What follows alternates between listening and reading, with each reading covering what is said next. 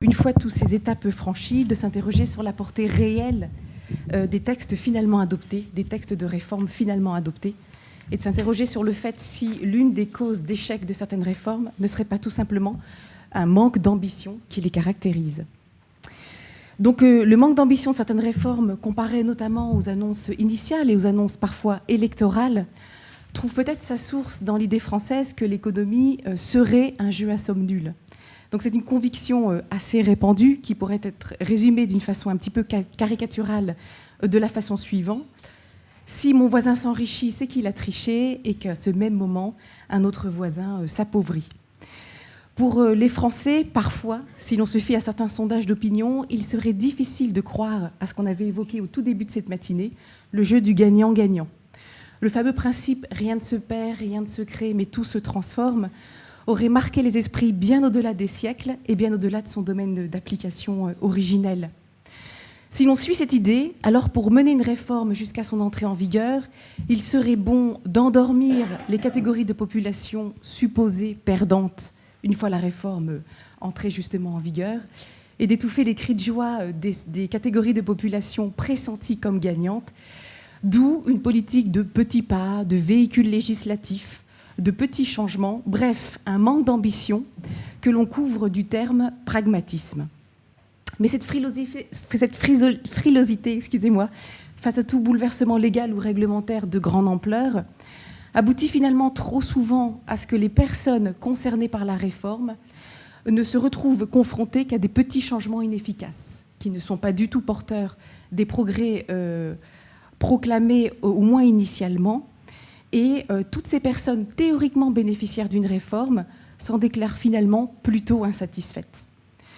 Donc l'illustration parfaite et récente de cette montagne d'annonces prometteuses, la simplification, devenue souris sous le vocable clarification, concerne le futur nouveau bulletin de paye, celui qui devrait rentrer en vigueur au 1er janvier 2017 ou au 1er janvier 2018, selon les effectifs de l'entreprise. Et selon nous, est symptomatique d'une certaine responsabilité de l'État dans l'échec d'une réforme. Car au final, cette clarification du bulletin de paye nous semble plutôt être ni plus ni moins qu'un leurre. C'est-à-dire que c'est un changement, pour ne pas dire un maquillage, de surface du bulletin de paye qui a finalement évité la réforme que ce document aurait dû véritablement refléter, c'est-à-dire la simplification de notre paysage d'organismes de protection sociale complémentaires et de leur cotisation aux contributions. Nous savons tous que finalement ce nouveau bulletin de paye va émerger, alors que ni ces organismes de protection sociale, ni leurs prélèvements n'auront finalement été véritablement modifiés.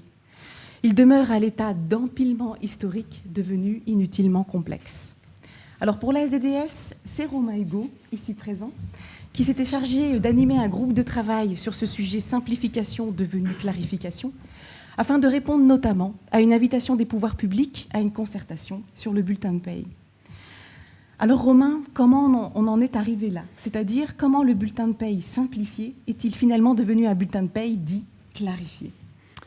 Alors c'est vrai que le bulletin de paye est arrivé dans le paquet des grandes simplifications et qu'il avait pour vocation de simplifier la vie de je ne sais pas qui, mais enfin de la simplifier. Mais très vite, le bon sens a prévalu, le bon sens, l'analyse, on va dire, et on s'est aperçu que c'était plutôt compliqué de mettre en œuvre le bulletin simplifié. Et ça, le gouvernement s'en est aperçu. Les personnes en charge du gouvernement s'en sont aperçues. Parallèlement à ça, les éditeurs avaient pris une position, les éditeurs, c'est-à-dire SDDS, avaient pris une position très tranchée en disant que la simplification ne pouvait pas se résumer à une réduction du nombre de lignes, que la simplification, c'était la compréhension. Ce qui était compris était plus simple que ce qui n'était pas compris. Ce n'était pas le volume d'information qui était déterminant. Et donc, cette notion de lisibilité a pris le pas sur celle de simplification et finalement a sauvé la mise au pouvoir public, malheureusement, j'ai envie de dire, parce que finalement, ils ont continué sur ce bulletin de paye, et cette fois-ci clarifié, n'ont rien changé, ce qui finalement devient une réforme qui n'apporte pas grand-chose, voire même qui va non seulement ni simplifier ni rendre plus lisible, puisqu'il y a même une opacification du bulletin de paye, on a moins d'informations. Et donc, on est arrivé à cette notion de clarification qui finalement trompe un peu son destinataire. Mais qu'aurait-il fallu faire pour obtenir un véritable résultat de simplification ? Alors là, il fallait se tourner vers SDDS, c'est évident. Alors pourquoi ? Parce que chez nous, chez les éditeurs, nous sommes des industriels. Et comme chez tous les industriels, qu'on fasse des logiciels ou qu'on fasse des voitures, on se pose à un moment la question, c'est pour qui ? La simplification pour qui ? C'est la première question qu'il faut se poser. Simplification dans l'absolu ne veut rien dire. Alors, nous, on s'était posé la question, simplification pour qui ? C'est ce qu'il faut se poser comme question. Et on s'était dit, si c'est la simplification pour l'employé, alors à ce moment-là, l'employé doit comprendre, mais ce qui intéresse vraiment l'employé, c'est les droits qui découlent de ses cotisations. C'est le droit acquis. Donc là, d'ailleurs, petit clin d'œil, lien du bulletin de paye potentiellement avec le compte personnel d'activité. Si on se mettait du côté de l'employeur, qui est aussi pour nous, éditeurs, quelqu'un d'important, eh bien là, l'approche était non pas tellement différente, elle était, j'ai envie de dire, complémentaire.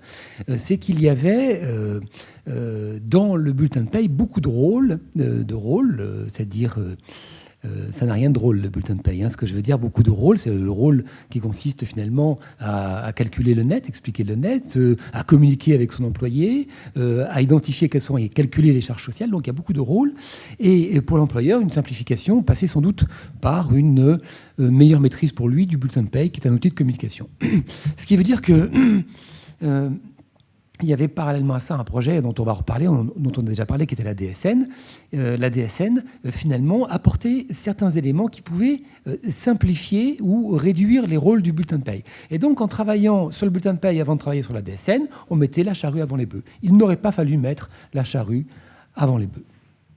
Et quand il y a un problème, je pense qu'il faut savoir s'arrêter et non pas continuer en essayant de maquiller et de faire comme si, finalement, c'était pas si mal que ça.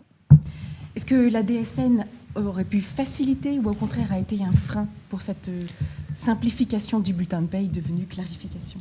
Et là, on touche à une problématique générale, c'est que c'est l'ordonnancement. C'est-à-dire c'est l'ordonnancement des réformes, l'ordonnancement des projets. La DSN et le bulletin de paye sont concurrents du point de vue du calendrier aujourd'hui puisqu'ils arrivent en même temps.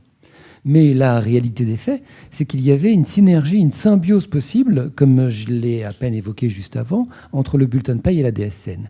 La DSN permettant de faire, comme on l'a dit tout à l'heure, nominatif, permettant de faire un calcul nominatif des cotisations tous les mois et d'en vérifier la justesse auprès des organismes de protection sociale.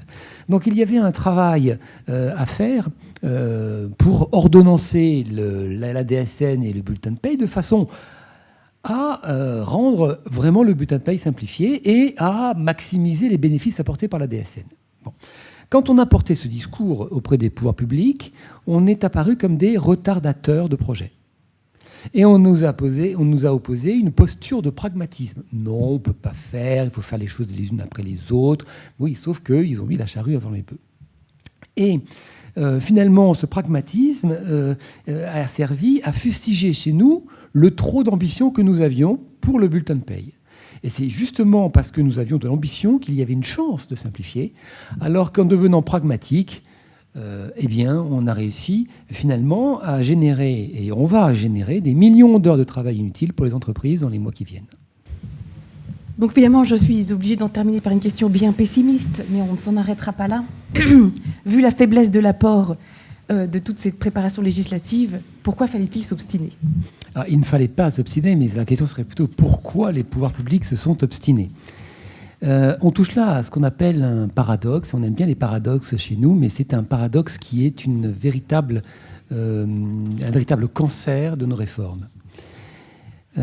Il est très difficile d'influencer quelqu'un qui n'a pas de conviction. C'est un paradoxe, mais c'est une grande vérité. Il est très difficile d'influencer quelqu'un qui n'a pas de conviction. Et en la matière, il n'y avait pas grande conviction sur le bulletin de paye. Alors que se passe-t-il quand... Alors c'est vrai qu'au tout début, on a eu un interlocuteur qui était un homme de conviction, mais il n'est pas resté très longtemps et c'est vraiment dommage parce qu'on avait vraiment bien commencé à travailler avec lui. Après, il a été remplacé, puis on a eu des personnes qui ne comprenaient pas de quoi on parlait, qui ne comprenaient pas pourquoi, en diminuant le nombre de lignes, ce n'était pas simplificateur. Alors, voilà, bon... je ne donnerai pas de nom, sauf peut-être la première personne qui était Thierry Mandon, qui était un homme de conviction, mais il a été remplacé malheureusement. Donc, quand vous n'avez pas des personnes de conviction en face de vous, eh bien, qu'est-ce qui fait bouger ces personnes ? Ces personnes ne travaillent pas sur le fond, elles ne travaillent pas sur le bénéfice, puisqu'elles n'ont pas de conviction. Elles vont travailler sur le risque. c'est-à-dire les éventuels détracteurs, leur capacité de nuire, et donc elles ne vont pas être très objectives. Alors d'un côté, nous avions des acteurs dont nous faisons partie, qui étaient très concrets, très pratiques, très précis sur en quoi ce projet était une bêtise, avec un grand B, et de l'autre, on avait des gens qui ne parlaient absolument pas le même langage, parce qu'ils n'avaient pas de conviction. Et je crois que le problème, un des grands problèmes liés à la réforme en France, et peut-être un problème qui n'est pas d'ailleurs qui dépasse nos frontières, c'est le manque de conviction de nos hommes politiques.